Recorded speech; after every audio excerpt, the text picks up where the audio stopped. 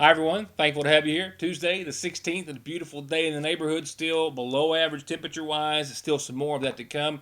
And still talking about that upper level low and everything else that's kind of combining to give us, or someone else, a lot of moisture off to our east that's kind of just spinning around there, not getting enough juice to get into the viewing area, but that's going to change. We do have some shower chances and warmer air and a pretty normal weekend in regards to temperatures, sunshine, a lot of other things to talk about. More on your forecast. The City Council of Sagersville met last night. They addressed several issues that we'll discuss this evening. An ordinance pertaining to rental properties and there being unhealthy environments for a variety of reasons. Also, yard sales, an ordinance on those discussed and approved, and at least drafting an ordinance of that effect. And a lot of other news, a couple of road-related things to talk about tonight, and of course some other news and information. The University of Kentucky did announce today, which we've already seen other colleges announce similar plans, and I think that's going to be kind of a norm for a lot of folks to adopt. They are planning on having in-person classes, classroom classes, if you will, this fall. Their school will start August the 17th, which is a week ahead of schedule, and then they will not have a Labor Day break or a fall break, and they'll be out by Thanksgiving, which is a similar schedule that we've seen other colleges adopt. They're also, of course, implementing some other procedures and things of that nature, COVID-19 related as well. The students will have to be assessed for the coronavirus before they can actually come on campus. They'll be provided with some small items of PPE to get them started, and COVID-19 testing will also be made available to all students and staff, and some common areas also will be closed. But classes on UK to start August the 17th. Also, from the University of Kentucky, Kentucky football for the eighth or ninth time, I believe it is, will play on a Thursday night, and that's going to be their season opener if everything goes as planned right now. Kentucky is going to take on Eastern Michigan for their home opener, season opener, and that was set for Saturday the 5th, but remember, the Kentucky Derby is going to be running that day, so they have, of course, offset the first UK game. It will be a Thursday night game a couple of nights prior. We hope it goes on as scheduled. None of us are going to be there to see it, but hopefully we'll all be able to tune in. The Sagersville City Council met in regular session last night. One of the first items of discussion, my apologies, was the first reading of the $1.2 million city budget, with final insurance, as they saw an increase of $14,000 go up in their premiums, and other figures to be provided to the council by the mayor before the second reading, with Mayor Shepherd last night saying that the city, like county governments, will be seeing as well, they have learned, some COVID-19 financial relief with the CARES Act, getting some reimbursement before the year's end. I plan on the prisoners being working, or the inmates being working for all summer, now having to contract that work out. But CARES with COVID-19, I specifically contacted KLC, and they're going to pay the contract work we do. So anything that we get done more and all that's going to be paid for with them. So we don't have to we pay for it first, and then they'll reimburse us. But that won't be till December. We don't submit that till December 30th. So it will be coming out of our money up to them. So. Later, the mayor asked the city council's input on a rental property ordinance to add penalties or stiffen existing penalties to unhealthy and perhaps unlawful living conditions for rental properties within the city limits of Sagersville. The problem I'm having is we have rental properties in the city that's probably not fit for people to live in. We have rental properties in the city that we're having to go on drug bust and all this stuff 2 or 3 times. I asked Jeff maybe to look into it. He looked into one in Lexington. I like to have something, if we get complaints, like the health department gets complaints, the health department doesn't have the ability to shut them down either or close them. But if we go in, Can't condemn? we can't condemn the health department, can't condemn them. But I went to a house, and I'll just give you an example. On Combe Street about a month ago, had 8 or 9 people living in a house. It had 3 feet of sewer, raw sewage underneath the house, running into the street and over the hill. Now, these people living in this house, and they're paying $500 a month rent. It's ridiculous, you know, and I think we need something, I don't know, something if that, and it seems like the same people that are dealing the drugs, we arrest them, they come back, they get out, they do it again. You know, if we can do something, we can say, if you get a landlord, if you've got a renter that's got 2 convictions on drug dealing, if you don't put them out, we're going to shut the trailer down or the building down. I think that's, you know, I get part of hearing, you're not doing nothing. Well, we do stuff, but the courts are not set up. The jail can't take them. You know, they're overcrowded. They're putting them back out. They're going right back. They know we can't do nothing to them, but doing the same thing. So I don't know if is that a legal way can we do that, Jim? Well, I mean, I sent you that ordinance from Lexington. Lexington has basically that in their code enforcement section that does exactly what you're saying. Yeah. So, I mean, I don't want to zone. They have code enforcement. They enforce their codes. Yeah. We're not asking to do a code enforcement. I guess we would just do it as an ordinance. But I don't see why we couldn't. But I think it needs to be done. It's a health and safety. I'm tired of going out and seeing people living in filth, and these landlords just say, well, you know. After that and some more discussion, the council asked City Attorney Jeff Lovely to draft an ordinance to that effect. Later, David Gardner with the Sagersville Waterworks spoke of a proposed I&I project, an inflow and infiltration project, in regards to replacing the old clay sewer lines on Broadway Street, while he requested the city be the grant applicant in hopes of obtaining a $1 million grant to cover half of that cost and then possibly obtaining some other funds at a later date to cover the majority of the other half. And while before the council, Gardner also suggested an ordinance requesting that anyone who has the sewer system available to them be required to connect or hook up to that sewer system, with the caveat, or two, that they grandfather in any current acceptable septic systems and then disallow any new septic systems to be constructed in areas where the sewer was available. All voted in favor of that ordinance. And one of the last topics of discussion was from the mayor discussing yard sales, allowing them, of course, in lawns of private homes, but banning them in one particular portion of the city and then allowing them to be organized in another. What I was recommending, and I'm wanting to fix something where on the first, second, third of the month, anybody out of the city that wants to have a yard sale can have it at the city park. That's the only place. I'm not putting it in every place in the country. And I want to ban yard sales from Restaurant Road. I don't think we should have them up here. People come through here, trafficking through here, the traffic's too congested, and it just looks bad. And I'm all for yard sales, people can have a yard sale, but it's dangerous. We had a lot of calls last year, so, I just want to get your all's opinion on it before I get ready. You talking about Ramey?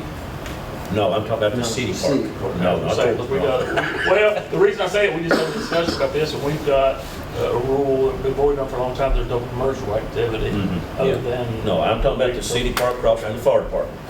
And after some input from the city council on the subject, all were in favor of having the city attorney draft an initial ordinance to that effect.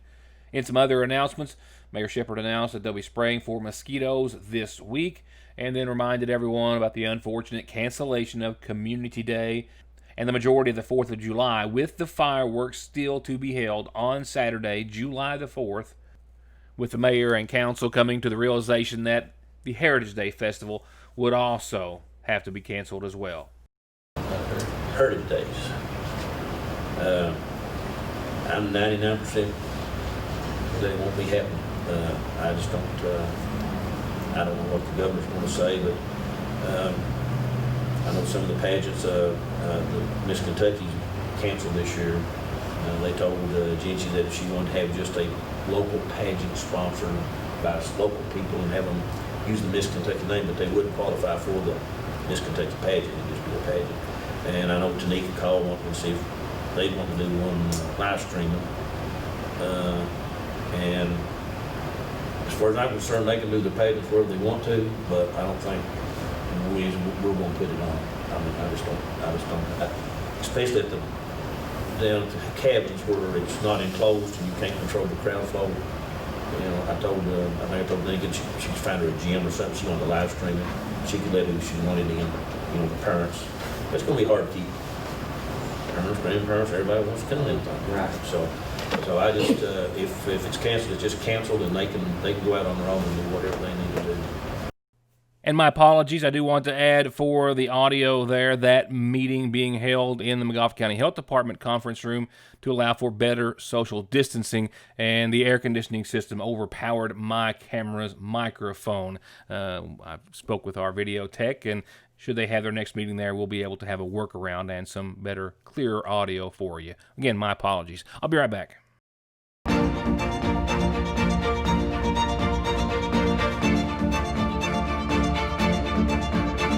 I'm Dr. Jason Zimmerman at Highlands ARH, the healthcare system of Appalachia.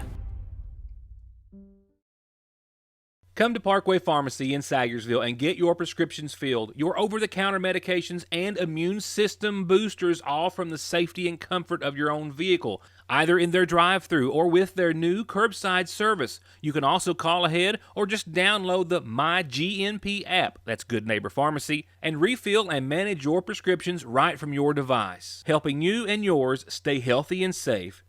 Parkway Pharmacy in Sagersville, 349-4400.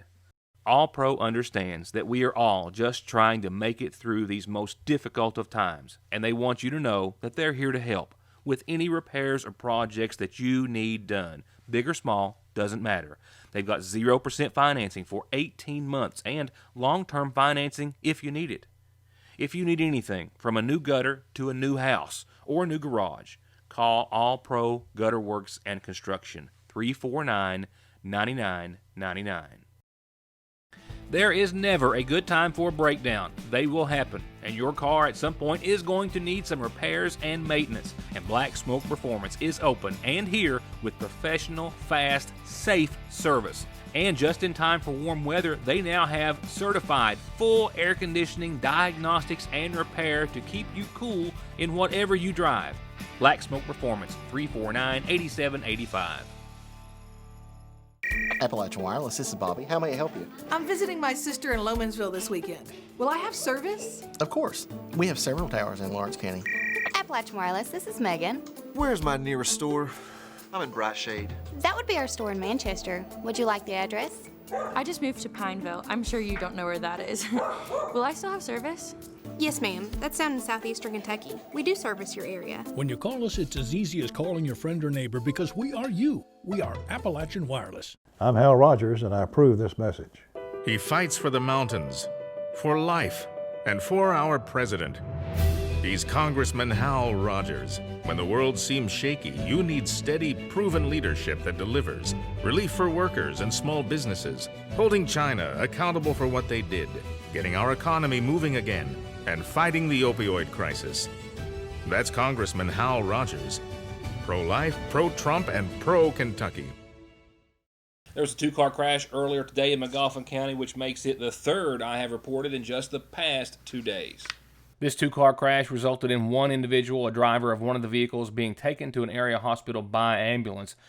That driver out of the vehicle upon arrival, emergency personnel initially refusing medical treatment, but after being further evaluated, was taken by the lifeguard ambulance service to an area hospital for minor or non-life-threatening injuries. There were two cars involved, as you can see, one vehicle exiting Kelpatton Branch, the other traveling on Burning Fork in the direction of the junction of Burning Fork and 114 at the new red light, when the two collided as one exited Kelpatton Branch onto 114. The accident was handled by the McGoffin County Sheriff's Department. The McGoffin County Rescue Squad also responded. A couple of road projects to discuss this evening. First, Senator McConnell's office announcing that he's been able to help secure more than $55.1 million to finish essentially all proposed, with the exception of 114 from Sagersville to Prestonsburg, all proposed portions of the Mountain Parkway expansion project at 11 miles in Wolfe County to the west of Morgan County. He says he has secured the funding to finish completion of that project. No start time or completion time or anything of that nature given as of yet, but the money, he says, is there. And here, a little closer to Sagersville, specifically on Restaurant Row, starting tomorrow, a major slip landslide, if you will, is going to cause a traffic pattern change starting tomorrow, and because of the size and nature of it, it's going to last about 3 weeks. To be a little more precise and visual, the slip headed east, as my camera is here, is to the left of your screen. You can see the earth has slid off of the hillside and over and touching the bike path there to the left of your screen. And if we stop and take a look from directly across 114, you can kind of see the hillside that has slipped, a lot of the earth making its way down and literally touching in onto the bike and walking path, which puts it just a few feet from 114 itself. Now, this is not a small slip and not a small job. You can also see the 2 large trees there at the very top of it, which also pose significant issues. And as a result, they say that it's going to take crews almost 3 weeks or so to clean this, address the situation, make the necessary removals and repairs, and then return traffic back to its normal flow. So starting tomorrow and for a period of 3 weeks, the far right westbound lane on 114 will be closed pending this work. Next, your community calendar, brought to you by McGoffin Farm Bureau. And it starts with this just in from the Lakefront Church of God, the Water into Wine Food Pantry at the Lakefront Church of God. Their Senior Commodity Day is this Thursday, 12:30 till 2 for those on the Senior Commodity regular list. Waiting list clients can be served from 2 till 3. That's at the Water into Wine Food Pantry. Senior Commodity Day this Thursday. And also, from, as I told you last night, Marlene Howard at the McGoffin County Senior Citizen Center. Their commodity food boxes will be distributed this Thursday. That's also 12:30 to 2:30 at the McGoffin County High School, where they got their new drive-through service ongoing throughout the rest of the pandemic. And it just allows you to simply pull up, stay in your car, just put your name largely written on a sheet of paper and in the passenger side windshield, and they'll take care of you. Either set it in the back of your truck, the back of your car, whatever works, whatever is easiest, and it will make it a lot easier on our seniors and all those there. If you can volunteer a little bit, you got a little time tomorrow, go up and spend it with them at the high school, 12:30 to 2:30. Very rewarding, and you'll get a bit of a workout, I'm not going to lie. Some exercise there. It's a good win. It's a win-win. We'll leave it at that. Free sports physicals at the ARH Sagersville Clinic here in Sagersville behind the Sagersville Subway for the rest of this week through Friday and next Monday through Friday, 8 until 4. Call 349-6500 for an appointment. That's Dr. Scott Arnett's office and that of Amy Ward, nurse practitioner. Students who are now getting back into the groove of things a little bit at a time in regards to basketball and high school football have to have a physical, and they're doing them for free at the ARH Sagersville Clinic. And free is the key word, one of the key words for our community calendar, because that's just exactly how much announcements like these and birthdays and anniversaries are here on your news today. Obituaries Nightly brought to you by the McGoffin County Funeral Home, and tonight they tell me of the passing of 85-year-old James Blackie Howard of Sagersville, who passed away on Sunday. Blackie is survived by a son, Rick Howard of Sagersville, a daughter, Debbie Harvey of Owingsville, and one daughter-in-law, Jackie Howard, who was married to his, of course, son, Russell Howard, who preceded him in death. Blackie is also preceded in death by his wife, Clara Jean Howard. Graveside services will be held in his honor tomorrow at 1 o'clock from the Toy and Delphia Howard Cemetery at Lick Creek. The seasonal shop is open, and they're still doing curbside pickup, so you can call and place orders, and they'll still bring them out to you.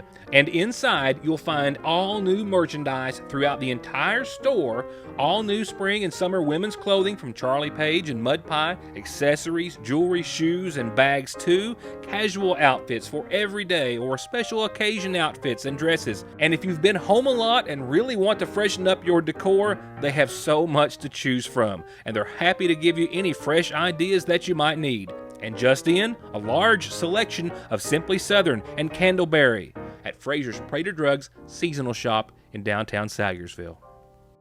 Getting the best deal on the best tires with the best service has never been easier. Just log on to ConleyTire.net, check out the latest rebates, sales, and promotions, pick out the tires you want, and email, call, or come by for huge savings from the family who's been proudly serving the area for over 32 years. Conley Tire in Staffordsville, 297-2424. Times have changed. Now, and suddenly, more than ever. Our lobbies might be closed, but the Sagersville National Bank wants to remind our customers that we're still here. We're still working to provide our community with as many services as possible. During this time especially, we encourage all of our customers to take advantage of all the options we offer to manage your accounts from the convenience of your home. 24-hour internet banking and bill pay, 24-hour telephone banking, remote deposit, automatic loan payments, and wire transfers are also still available to our customers. And we're still here during our normal hours. Mondays through Fridays, the main drive-thru is open from 8 until 3, and the branch drive-thru is open from 8 until 5. And the branch drive-thru is also open on weekends, Saturdays 8 until noon, with ATMs available 24/7 at both locations. Car accidents don't stop. Accidents at work don't stop. Disability and SSI cases don't stop. Your legal needs and concerns don't stop for the coronavirus, and neither does McFarland and Tinker. They are open, able to schedule appointments per CDC guidelines, and always available for telephone and video conferences. Please, be safe, be smart, stay home, and don't let your legal needs fall victim to the pandemic. Call McFarland and Tinker and let them take care of them for you. Lastly, a couple of things COVID related, and then your Licking Valley RACC outlook. No press release today, but the governor's office did provide us with numbers saying that there was 203 new cases of the coronavirus in Kentucky today, bringing us close to the 13,000 case mark. Also, 7 new deaths reported today, bringing us to 512 Kentucky lives lost. Of those 7 deaths, one was a 72-year-old man from Allen County, 77, 80-year-old, a 74, an 89-year-old, also a 43-year-old man, and a 68-year-old woman from Boone County. That's the second time in just the past few days that we have discussed a Kentuckian in their 40s dying as a result of COVID-19. Here in Sagersville, Public Health Director and Mayor Pete Shepard confirmed today a total of 733 McGoffin Countyans tested, 719 negative cases, 10 pending, and still those 4 cases as we've had for the past several days. Miami is not going to go into the next phase of reopening because of concerns about COVID-19. Although the majority of Florida is in phase 2, Miami says they're putting the brakes on. Florida, one of 22 states in which new positive coronavirus cases have increased over the past 14 days. When the state came out of its stay-at-home order on May the 4th, they were seeing about 680 cases a day. Yesterday, they saw 2,581.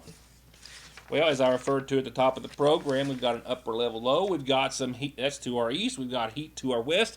They're kind of working against or with each other, however you want to look at it. The end result is, and the main point is that we're going to see milder temperatures again tomorrow. We've got some shower chances coming, and then the heat will win in the end.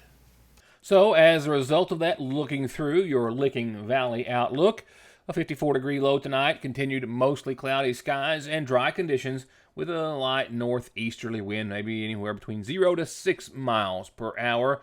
And another day in the 70s, actually a couple of days in the 70s staring at us, mid-70s for your Wednesday. We will see cloudy skies tomorrow and a daytime high of around 76. Isolated showers before 10, and then maybe a little better chance, I guess I should say, up until about 3 or so, to the tune of 10 to 20%. That's about it. Not a big chance, not a big window either, but cloudy skies. That mass of moisture just kind of sitting over there to our east, just kind of swirling around, just trying to get to the viewing area, and not. But by Thursday, better chances. We actually have partly sunny skies and around 78 Thursday, and a 50% chance of showers and thunderstorms mainly after 1. Shower chances will increase to maybe 60% or so as the rest of Thursday evening goes on, with a low of 60 degrees. Maybe some thunderstorms, otherwise a tenth of an inch for anyone that gets in on any rain. Friday, mostly sunny, and then we get back to the 80s. 82, a 40% chance of showers and storms, mainly after noon or 1 o'clock or so. Friday, mostly sunny again, and then mostly clear Friday night with about a 20 dwindling percent chance of showers and thunderstorms before 10 o'clock or so. And for your weekend, clear, sunny, and warmer. 87 and sunny for your Saturday. Lows will bottom out at around 65 under partly cloudy skies Saturday night. Sunday, ditto for the temperature at least, and mostly sunny conditions, but a 30% chance of showers and thunderstorms starting after 11 or noon. That increases to about a 40% by Sunday evening, and that night we'll see a low of 67 degrees. Starting off next week, partly sunny, 85, a 50% chance of showers and storms Monday. Tuesday, still close to the mid-80s. It's partly sunny and still a 50% chance of some more showers and storms. It's going to wrap it up for tonight. McGoffin County Fiscal Court met this evening. I have a camera there, a report to follow tomorrow, and other local news that you'll only see here. Good night, and thanks for being a part of the show.